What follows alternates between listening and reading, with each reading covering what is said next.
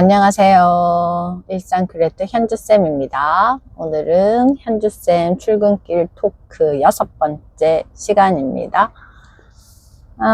오늘은 어떤 이야기를 해볼까 이렇게 운전하면서 오면서 생각을 했는데요.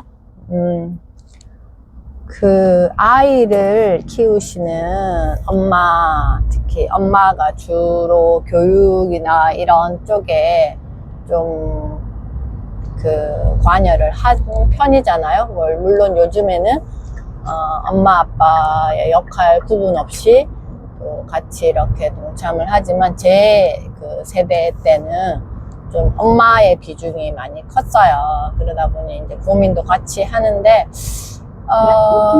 엄마들이 조금 흔들릴 때가 언제냐 하면은 그 학교에서 선생님으로부터 아이의 어떤 그 부족한 부분을 이렇게 전달받았거나 어떤 상황들이 생겼을 때 좀 갑자기 불안해지고 특히 학습적인 거에 대해서 갑자기 불안해지고 아이를 이렇게 좀 더 내가 열심히 해줘야 되나 도와줘야 되나 아니면 어떻게 해야 되나 이렇게 많은 고민을 한단 말이죠.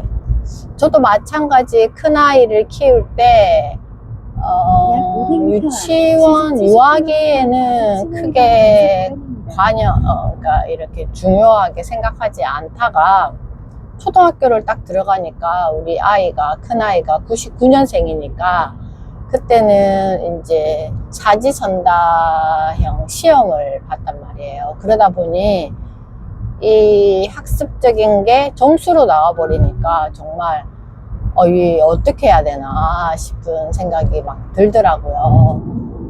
그래서 정말 막 온갖 걸 다 했어요. 막 개인 과외도 시키고 그 다음에 제가 또 플랜을 짜서 도와주려고 노력도 했고 아무튼 초등학교 5학년 때까지는 아이를 그냥 속된 말로 그냥 잡았죠. 그게 저의 최선이라고 생각했던 것 같아요. 그러다가 제가 이제 6학년 때, 큰아이가 6학년 때 담임 선생님을 아이가 처음 만나고 저에게 첫날 학교를 다녀와서 엄마, 우리 선생님은 정말 감동이야 이렇게 이야기를 하는 거예요. 초등학교 1학년부터 5학년 때까지 아이가 정말 학교 생활을 힘들어 했거든요. 학습적인 부분도 그렇고 또 교우 관계에 있어서도 힘든 부분들이 나타났었고 여러 가지 이런 부분들이 있었는데 그렇게 이야기를 하길래 어떤 선생님일까 되게 궁금했어요. 그래서 제가 아이 이제 운동회 때 선생님이 아이들과 하는 이런 그 모습을 봤단 말이죠. 그랬더니 정말 선생님 체구가 되게 자그만하신데 6학년 아이들이 얼마나 덩치도 있고 막 그래요. 그런데 마치 그 아기 오리? 그러니까 엄마 오리 옆에서 이렇게 옹기종기 모여있는 그런 느낌. 그래서 이제 이 반이 이제 경기를 하러 가야 돼. 그러면 선생님이 일어서 하면 또 쭉 한 줄 서가지고 이렇게 옹기종기 따라가는 모습을 보면서 뭔가 특별히 말씀을 많이 하시지는 않은데 선생님 눈빛 하나에 아이를 다 담고 있고 아이들도 마찬가지 그 선생님의 어떤 따뜻한 온기에 그냥 이렇게 옹기종기 아이들이 각자의 어떤 그 제스처를 하면서 이렇게 있는데 선생님의 눈빛을 봤단 말이죠. 그때 그냥 이렇게 다 품고 계시는 듯한 느낌이 들더라고요. 그래서 우리 아이가 왜 그 6학년이 된 첫날 담임 선생님을 만나고 엄마 우리 선생님이 감동이야 라고 이야기를 했는지 너무 이해가 됐죠. 이제 그렇게 하고 나서 제가 아이에게 정말 그때 미안하다라는 이야기를 했던 것 같아요. 엄마가 처음 엄마가 되어서 너에게 이렇게 뭔가 어떻게 해야 되는지도 잘 몰랐고, 무엇을 어떻게 도와줘야 되는지도 잘 몰랐고, 그래서 정말 미안하다. 엄마가 오늘 너의 담임 선생님을 뵙고 정말 엄마의 모습을 다시 비춰봤는데, 너가 어떤 엄마를 그리워했는지 조금은 알 것 같아 라고 이야기를 했던 적이 있었고, 이제 어떻게 보면 그 전에는 제가 원하는 아이의 모습이 있었겠죠. 저도 교육의 현장에 있다 보니까 우리 아이의 모습을 이렇게 만들고 싶어 라는 저만의 뭔가 그 요구, 내 안에 어떤 그 요구가 있었겠죠. 그렇지만 이제 그날 이후로 그냥 온전히 아이를 아이의 모습으로 보기 시작을 했어요. 그렇게 하면서 이제 청소년기를 만나고 중학교 시절을 만나고 고등학교 시절을 만났는데, 솔직히 우리 아이 같은 경우에는 학습적으로는 아이가 큰 뭔가 관심이 없던 아이예요. 그래서 제가 맨날 장난친다고 책 부지직 이 소리를 한단 말이죠. 책 부지직 소리란 뭐냐면, 이 새 책을 딱 펼치면 처음 펼치니까 얘가 뿌지직 소리가 나잖아요. 그래서 책 뿌지직 소리가 난다 할 정도로 이렇게 장난도 쳤는데, 근데 제가 이제 이때쯤 6학년 아이가 2월에 봄방학 때 백담사에 템플스테이를 아이를 보냈어요. 그때 우연히 다큐 3일인가 그 프로를 보다가 백담사에서 템플스테이를 하는 모습을 보고, 저기를 한번 보내야 되겠다 생각을 하고 아이를 보냈던 적이 있는데, 그때 보름을 아이가 강원도 산골에서 지내면서 그 모습을 봤을 때, 학교에서의 아이의 모습은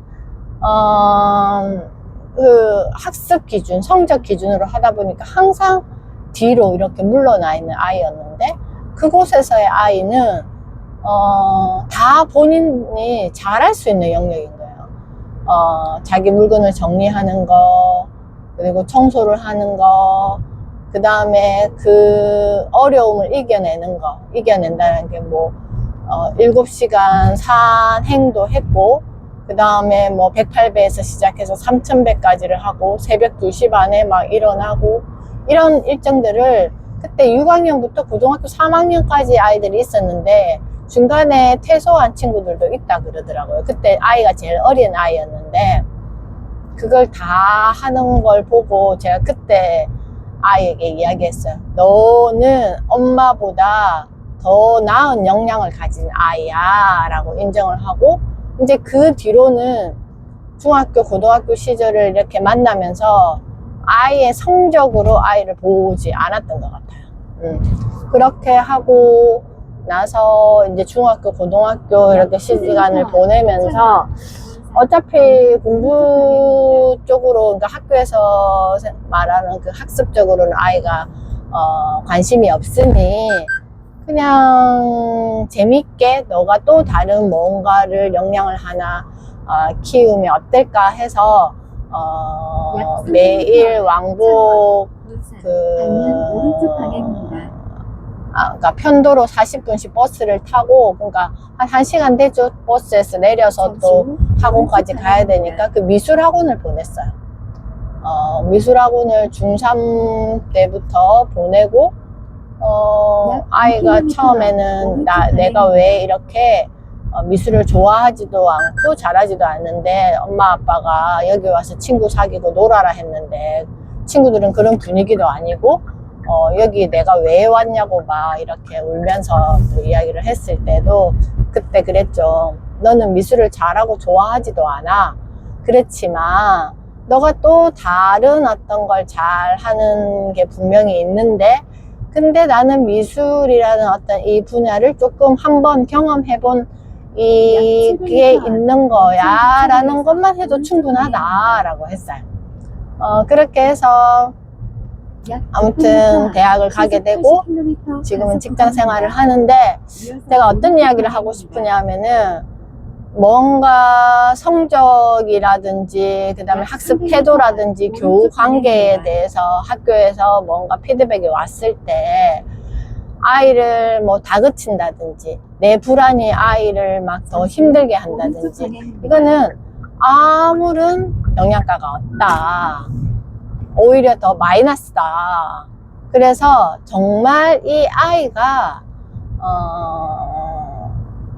무엇을 원하는지를 한번 생각해 보면 아이의 마음을 신뢰하고 알기 위해서 엄마가 아빠가 얼마나 나에게 정성을 다하는지 그 태도인 것 같거든요. 그게 아이가 내가 뭔가 공부를 열심히 해서 성적을 잘 받아서 무엇이 된다라는 어떤 것보다 오히려 훨씬 더 큰 뭔가 자기로서 어떤 역량을 발휘할 수 있는 상태로 나아갈 때 힘이 될 것 같다라는 생각이 저는 들어요. 생각이 드는 게 아니라 그게 맞는 것 같아요. 왜 저도 그렇게 경험을 했고, 대신에 저는 이제 둘째 같은 경우에는 또 큰아이와는 다른 모습으로 키웠단 말이죠. 그러니까 그 영아기, 유아기, 물론 태교 때부터 유치원 교사를 했으니까 풀 세트로 다 아이에게 제공을 해줬던 것 같아요. 정말 정석대로 아이를 이렇게 정서적인 지원, 그리고 아이의 마음에 대한 공감, 이거를 충분히 이렇게 해주었기 때문에, 물론 청소년기에 한 1, 2년 정도 아이가 힘들어하고 좀 어려움은 있었지만, 그거는 또 청소년기에 겪는 또 그 과정이다 생각을 하고, 난이 크게 어려움 없이 아이와 이렇게 시간을 보냈던 거에 비해, 큰아이는 너무 잘 모르니까 아이를 키우는 동안 제가 너무 힘이 들어갔던 것 같아요, 처음에. 그러니까 아이는 더 힘이 들고, 저 또한 어떻게 해야 될지를 모르는 상황이었고, 그래서 지금 아이의 어떤 상황 때문에 힘들어 하시는 분들은 조금 더 멀리, 조금 더 크게 한번 생각을 해보면, 지금 아이에게 정말 내가 줘야 될 게 뭔지, 내가 최선을 다하는 게 뭔지를 생각해 보시면, 결국 내가 아이의 마음을 얼마만큼 알아주고 있고 그걸 이해하려고 노력을 하고 그 마음을 전해주고 있는지가 아닐까라고 생각을 합니다. 자, 오늘은 여기까지 마무리를 하고요. 저는 거의 다 도착했습니다. 그러면 인사드릴게요. 안녕.